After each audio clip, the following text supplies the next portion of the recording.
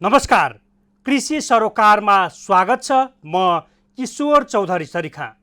कस्तो विडम्बना, खेतमा धानको ब्याड राख्ने समय गुज्रिँदैछ तर बजारमा उन्नत जातको धानको बिउ छैन। भएको ठाउँमा पनि व्यापारीहरू रातारात महल बनाउने पजेरो चढ्ने दाउमा लागेका छन्। हो, कतिपय किसानहरू उन्नत जातको धानको बिउ नपाएकै कारण अहिलेसम्म पनि खेतमा धानको ब्याड राख्न सकेको छैन। हुन त सरकारले कृषि क्रान्ति गर्छु भन्ने थेगो बाहेक अरू केही गर्न सकेको छैन। जुन देशका सरकारले कृषि क्रान्ति गर्छु भनेर गफ दिन्छ, त्यही देशका जनता समयमै बिउ बिजन पाउँदैन, मल पाउँदैन भने त्योभन्दा विडम्बना अरू के नै हुन सक्छ। हो, यही पीडा किसानहरू भोग्न बाध्य छन्। यति बेला बाँकेका किसानहरू उन्नत जातको धानको बिउ नपाएर अहिले भौतारिँदै आएका छन्। भन्न चाहिँ कृषि प्रधान देश भन्ने, तर समयमै न त बिउ बिजन पाउँछन् न त मलजल नै। अनि उत्पादनमा ह्रास नआए कहाँबाट वृद्धि हुन्छ?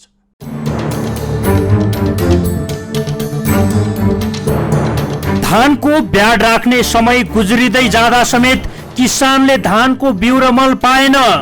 उन्नत जातको धानको बिउ खोज्न किसान कहाँ कहाँ धाएन। स्थानीय निकायको गोदाममा पुरानै स्थानीय जातको धानको बिउ थन्कियो। किसान उन्नत जातको धानको बिउ खोज्दै रन्थनियो।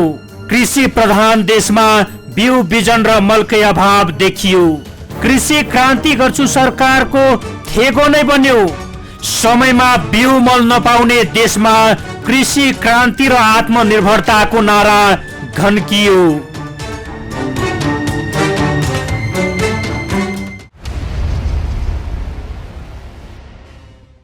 कोरोनाको कहरसँगै सरकारले गरेको लकडाउन धेरैलाई फलिफाप बनेको छ। यति बेला हो, लकडाउन र कोरोना कहरको समयमा केही व्यापारीहरू किसान लुट्न लागि परेका छन्। बाँकेका किसान हाइब्रिड जातको धानको बिउ खोज्दै भौतारिँदै अहिले छन्। तर स्थानीय तहले लोकल जातको धानको बिउ ल्याएर वितरण गर्दैछ, जुन धानको बिउ किसानलाई आवश्यकता नै छैन। यसैको फाइदा उठाउँदैछन् व्यापारीहरू। बाँकेका भेटनरी सञ्चालकहरू लकडाउनको मौका छोपेर धानको बिउमा दिन दहाडै काला बजारी गरिराखेका छन्। भारतबाट ल्याएको 6444 हाइब्रिड जातको धानमा खुल्लम खुल्ला कालो बजारी गरिराखेका छन्। प्रति केजी 420 रुपैयाँ पर्ने उक्त धानलाई 590 रुपैयाँमा बिक्री गरिराखेका छन्। ब्याड राख्ने समय सकिनै लागेको बेला भेटनरी सञ्चालकहरू काला बजारीमा लिप्त छन्। तर पनि किसानहरूले सहज रूपमा धानको बिउ पाउन सकेको छैन। यो रिपोर्ट हेर्नुहोस्।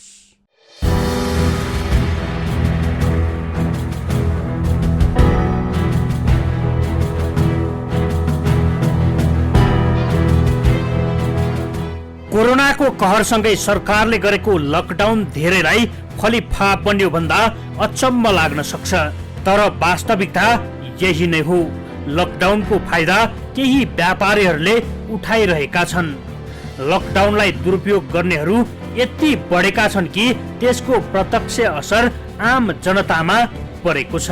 बाँकीमा पनि अहिले कोरोनाको कहरलाई देखाउँदै जनता लुट्न पल्केकाहरू लुट्नमै व्यस्त छन्। बाँकेका किसान हाइब्रिड जातका धानको बिउ खोज्दै भौतारिँदैछन्। तर स्थानीय तहले लोकल जातको धानको बिउ ल्याएर वितरण गर्ने तयारी गरेको छ। उता भेटनरी सञ्चालकहरूले लकडाउनको मौका छोपेर धानको बिउमा दिन दहाडै काला बजारी गरिरहेका छन्। भारतबाट ल्याएको 6444 हाइब्रिड जातको धानमा कालो बजारी गरिरहेका छन्। प्रति केजी 420 रुपैयाँ पर्ने उक्त धानलाई 590 रुपैयाँमा बिक्री गरिरहेका छन्। ब्याड राख्ने समय सकिनै लागेको बेला भेटनरीहरू कालो बजारीमा लिप्त छन्। तर पनि किसानहरूले सहज रूपमा धानको बिउ पाउन सकेको छैन। किसानहरूले चर्को मूल्यमा धानको बिउ किन्नैका लागि 3 देखि 4 दिनसम्म टोकन लिएर लाइनमा बसे पनि पाउन सकेका छैनन्।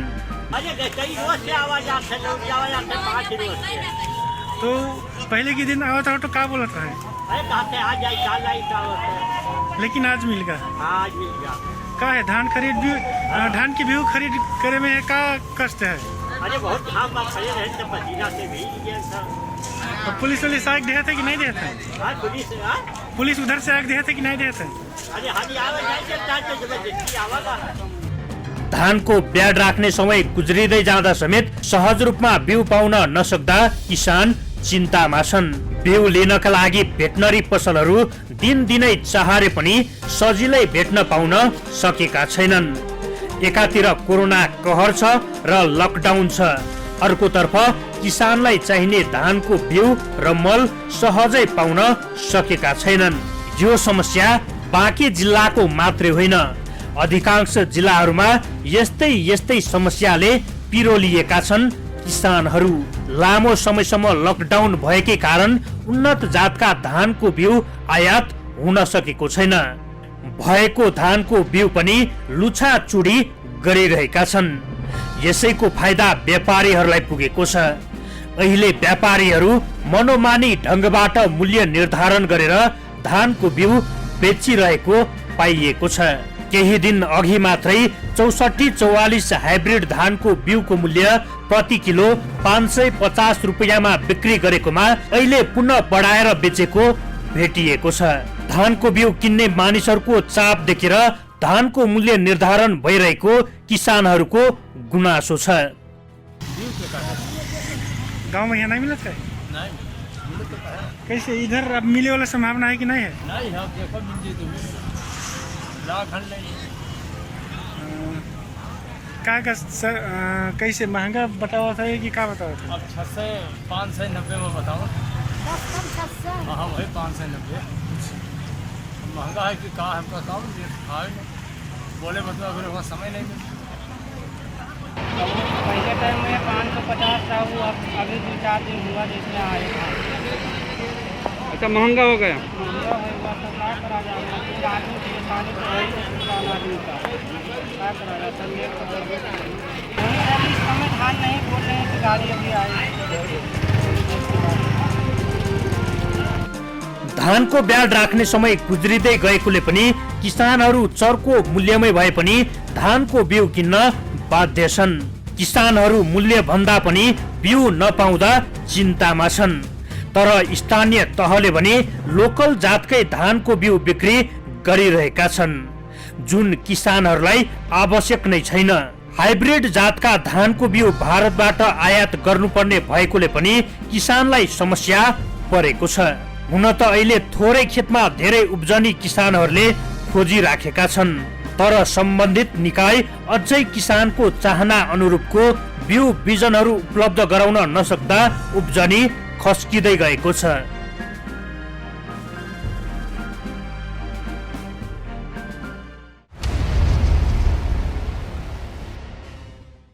एक त उन्नत जातको धानको बिउ पाउनै मुस्किल छ, पाइहाले भने पनि ढाड सेकिने मूल्य तिरेर किन्नुपर्ने बाध्यता छ किसानहरूलाई। कृषि क्रान्ति गर्छु भन्दै गफ दिने सरकारले किसानलाई सहज रूपमा न त उन्नत जातको बिउ बिजन उपलब्ध गराउन सकेको छ न त मल नै। बस अहिले पनि गफै दिएर बसेका छन्। हाइब्रिड जातको धानको बिउको माग बढेपछि काला बजारी पनि बढेको छ।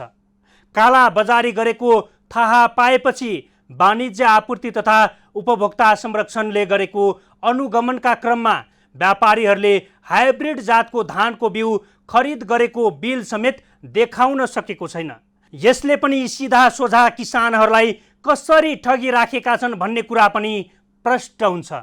वाणिज्य आपूर्ति तथा उपभोक्ता संरक्षणले खरिद बिल नराखेको कसुरमा जरिवाना समेत गरिसकेको छ।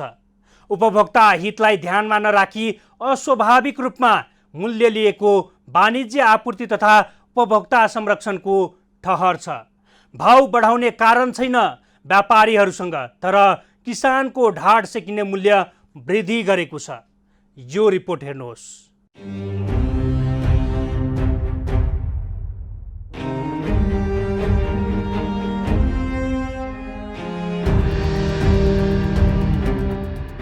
किसानलाई अहिले धानको ब्याड राख्न चट्टारो छ, तर यही चट्टारोका बीच उन्नत जातको धानको बिउको हाहाकार पनि छ। व्यापारीहरू लकडाउनलाई कमाउने दाउको रूपमा भरपूर उपयोग गरेका छन्। धानको बिउको काला बजारी यति बढेको छ कि किसानहरू चाहेर पनि सजिलै किन्न सकेका छैनन्। एक त उन्नत जातको धानको बिउ पाउनै मुस्किल छ, पाइहाले भने पनि ढाड सेकिने मूल्य तिरेर किन्नु पर्ने बाध्यता छ किसानहरूलाई। कृषि क्रान्ति गर्छु भन्दै गफ दिने सरकारले किसानलाई सहज रूपमा न त उन्नत जातका बिउ बिजन उपलब्ध गराउन सकेको छ, न त मल नै। बस अहिले पनि गफै दिएर बसेका छन्। हुन त समय अनुसार चल्न नसकेकै कारण आम जनता आजित बनेका छन् भन्ने कुरा कतै लुकेको छैन। कतिपय स्थानीय तहले धानको बिउ उपलब्ध नगराएको होइन, तर उही पुरानै जातको स्थानीय बिउ बाहेक छैन, जुन सर्वसाधारण अहिले लगाउन छाडिसकेका छन्। किसानहरूले हाइब्रिड जातका धानको बिउ खोज्ने गरेकोले पनि स्थानीय तहले उपलब्ध गराउने धानको बिउ गोदाममै थन्किएको छ। बाँकेको जानकी गाउँपालिकामा 6 क्विन्टल राधाचार, 50 क्विन्टल रामधान गोदाममै थन्किएका छन्। त्यही त अहिले हामीले अब हामी गाउँपालिकाले हाम्रो गाउँपालिकाको कृषि शाखाबाट हामीले यो राधाचार 56 क्विन्टल, रामधान 50 क्विन्टल खरिद गरेर ल्याएर राखेको अवस्था छ। त्यसै गरी मूल बिउमा अब बहुगुणी 2 क्विन्टल र राधाचार 6 क्विन्टल हामीसँग भर्खरै आएको छ। अब यसलाई एउटा हामीले व्यवस्थित तरिकाले एउटा मापदण्ड निर्धारण गरेर नै वितरण गर्छौँ, किनभने अब अधिकांश सबै कृषिमा आधारित भएको जनसङ्ख्या भएको गाउँपालिका पनि हो। अहिले फेरि यो कोभिड-19ले विशेष गरेर यो जताततै अहिले धानको बिउ पाइएको छैन र किसानले अब यो सिजन पनि आइसक्यो, धानको बिउ उत्पादन गर्ने बेर्ना राख्ने बेला भइसकेको हुनाले सकभर अब यो यतिले त पुग्छ जस्तो त लाग्दैन। अब हामीसँग सीमित बजेट भएको कारणले हामीले यो चाहिँ नै अहिले व्यवस्थापन गरेका छौँ। यसलाई एउटा सबैलाई न्यायिक ढङ्गले सबै किसानले पाउने गरी कसैलाई पनि भेदभाव नगरी एउटा व्यवस्थित तरिकाले वितरण प्रणालीमा हामी जान्छौँ। जानकी गाउँपालिकाका किसानहरूले हाइब्रिड जातका धान लगाउँदै आएका छन्, तर गाउँपालिकाले भने स्थानीय पुरानै जातको धानको बिउ राखेका छन्। हाइब्रिड जातको धानको बिउको माग बढेपछि काला बजारी पनि बढेको छ। वाणिज्य आपूर्ति तथा उपभोक्ता संरक्षणले केही समय अगाडि मात्रै गरेको अनुगमनको क्रममा पनि बढी मूल्य लिएको पाइएको थियो। व्यापारीहरूले हाइब्रिड जातका धानको बिउ खरिद गरेको बिल देखाउन सकेको थिएन। खरिद बिल नराखेको कसुरमा जरिवाना समेत गरिसकेको छ। लकडाउनको बेलामा सबैलाई किसानहरूलाई अप्ठ्यारो चाहिँ पर्यो होला, दाना आपूर्तिमा केही कठिनाइ पर्यो होला, केही मूल्य बढ्नु चाहिँ स्वाभाविक पनि होला, तर त्यो अस्वाभाविक रूपमा बढी बढ्यो। अस्वाभाविक रूपमा बढी बढ्न चाहिँ यसरी उपभोक्ताको हितलाई पनि ध्यान दिनु पर्यो र सरकारले त्यो बढाउने भाउ चाहिँ बढाउनलाई कारण हुनु पर्यो, कि रिजन हुनु पर्यो।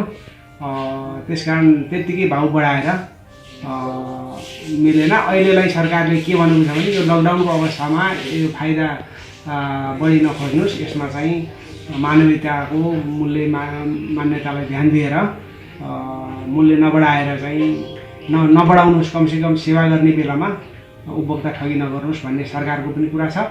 र यदि मूल्य बढाउनु पर्ने हो भने उहाँहरूले पुष्टि गर्नुपर्छ, यस कारणले मैले बढाउनु परेको हो भनेर पुष्टि गर्नुपर्छ। र हिजो कारवाही गरेकोमा उहाँले खरिद बिलै नदेखाएपछि मैले बढीमा किनेको हुँ त्यस कारण बढाएँ भन्ने औचित्य पनि भएन। उपभोक्ता हितलाई ध्यानमा नराखी अस्वाभाविक रूपमा मूल्य लिएको वाणिज्य आपूर्ति तथा उपभोक्ता संरक्षणको ठहर छ। भाव बढाउने कारण नभएको र मूल्य बढाउनु परे पनि कारण नखुलाएको वाणिज्य आपूर्ति तथा उपभोक्ता संरक्षणले जनाएको छ। यसले पनि प्रश्न हुन्छ धानको बिउमा काला बजारी कसरी मौलाएको छ भन्ने कुरा। धान रोप्ने बेला हुनै लागे पनि धानको बिउ नपाउनु त्यो भन्दा विडम्बना अरू के नै हुन सक्छ। सम्बन्धित निकायको ध्यान बेलैमा यता पुगोस्।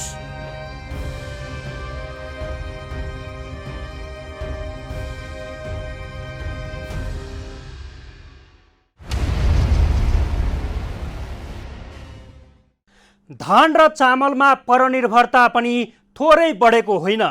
वार्षिक अरबौं रकमको धान र चामल तेस्रो मुलुकबाट किन्नुपर्ने बाध्यता छ हामीसँग। तर सरकार कृषि क्रान्तिको गफ दिएर थाक्दैन।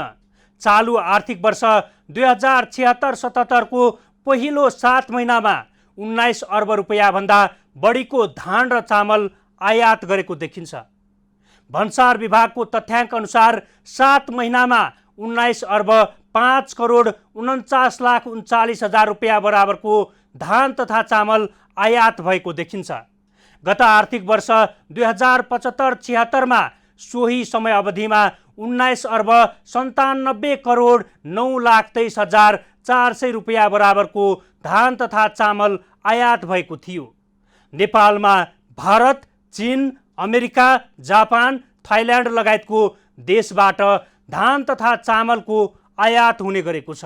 यस्तै आर्थिक वर्ष 2073-74 मा 18 अर्ब 77 करोड 20 लाख रुपैयाँ बराबरको धान तथा चामल आयात भएको थियो।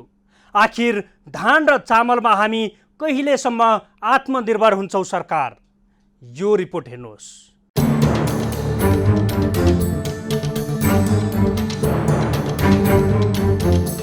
सन् 1960 मा नेपालको धान उत्पादनको अवस्था दक्षिण एसियाली राष्ट्रको तुलनामा अग्रणी थियो। तर अहिले यी देशहरूभन्दा पछि रहेको छ।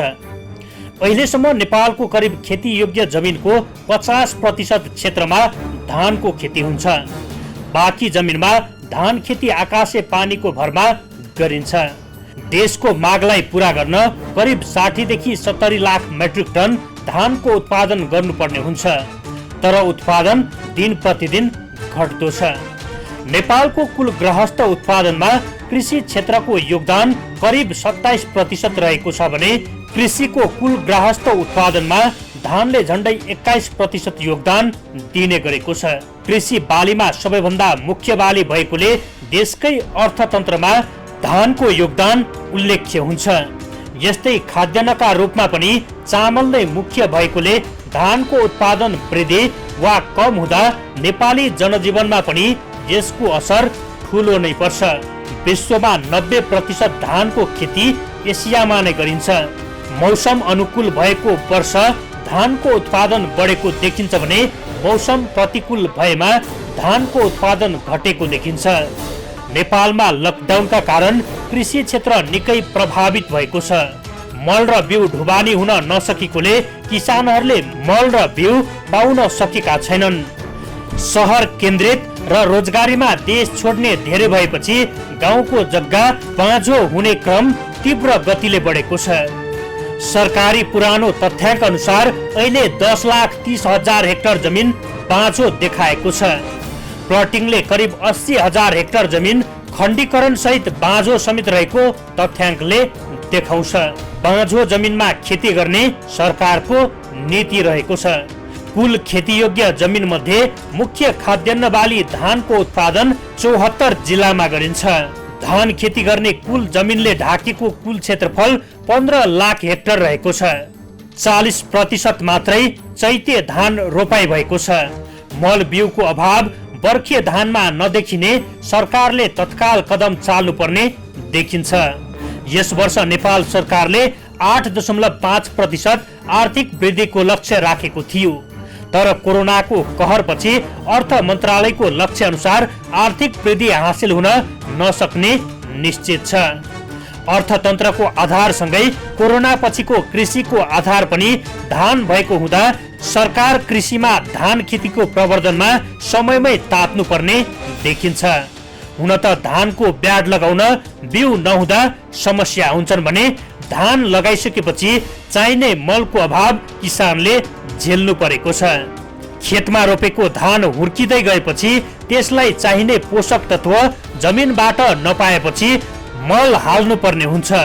तर वर्षेनी किसानहरू मलको समस्या झेल्दै आएका छन्। यस्तै कारणले परनिर्भरता बढ्दै गएको छ। चालु आर्थिक वर्ष 2076-77 को पहिलो 7 महिनामा 19 अर्ब रुपैयाँ भन्दा बढीको धान र चामल आयात भएको छ। भन्सार विभागको तथ्याङ्क अनुसार 7 महिनामा 19 अर्ब 5,49,39,40,000 रुपियाँ बराबरको धान तथा चामल आयात भएको हो। गत आर्थिक वर्ष 2075-76 को सोही अवधिमा 19,97,9,23,400 रुपियाँ बराबरको धान तथा चामल आयात भएको थियो। नेपालमा भारत, चीन, अमेरिका, जापान, थाइल्यान्ड लगायत देशबाट धान तथा चामलको आयात हुने गरेको छ। यस्तै आर्थिक वर्ष 2073-74 मा 18,77,20,00,000 रुपियाँ बराबरको धान तथा चामल आयात भएको थियो। यसले पनि के देखाउँछ भने धान उत्पादन गर्ने खेत पर्याप्त भए पनि परम्परागत खेती गरिनु, बिउ बिजन र मल समयमै नपाउनु, खेती किसानीमा जनशक्तिको अभाव, सिँचाइको असुविधा लगायत नै हो। सम्बन्धित निकायको ध्यान त्यतातिर पुग्न जरुरी छ।